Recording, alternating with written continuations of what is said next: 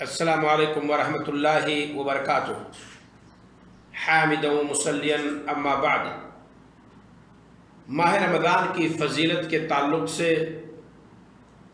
ہم آپ کو کچھ معلومات فراہم کر رہے ہیں اور اسی سلسلے کی ایک کڑی لے کر کے آپ کی خدمت میں حاضر ہوں۔ رمضان کے مہینے میں ہر دن اللہ اپنے کچھ مخصوص بندوں کو دوزخ سے نجات دیتا ہے، جہنم سے نجات دیتا ہے۔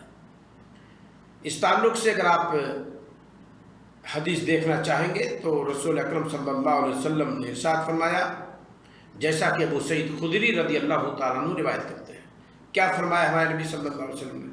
اِنَّ لِلَّهِ عَزَّ وَجَلَّ فِي كُلِّ يَوْمٍ مِّن رَمَضَانَ وَتَقَاءَ مِنَ النَّارِ۔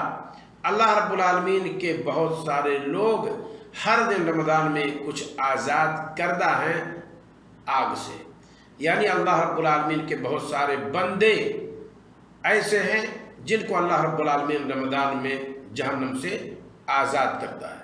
وَلِكُلِّ مُسْلِمٍ وَمُسْلِمَةٍ دعوۃ مستجابۃ، اور ہر مسلمان مرد و زن کے لیے دعا کے قبول ہونے کی گھڑی ہے، یا یہ کہ ان کی مقبول دعا ہے ماہ رمضان میں، یعنی اللہ رب العالمین بندوں کی دعاؤں کو بھی سنتا ہے خصوصی طور پر رمضان کے مہینے میں۔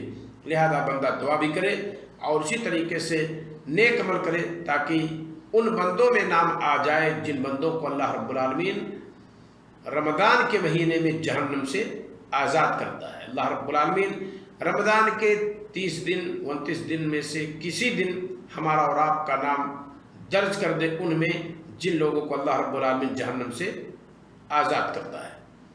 تو یہ ایک حدیث ہے جسے امام احمد بن حنبل رحمہ اللہ نے اپنی مسند کے اندر ذکر کی ہے۔ حدیث کا نمبر ہے 22,256۔ سنن ابن ماجہ میں بھی موجود ہے، کتاب الصیام باب ما جاء فی فضل شہر رمضان، حدیث کا نمبر ہے 1711۔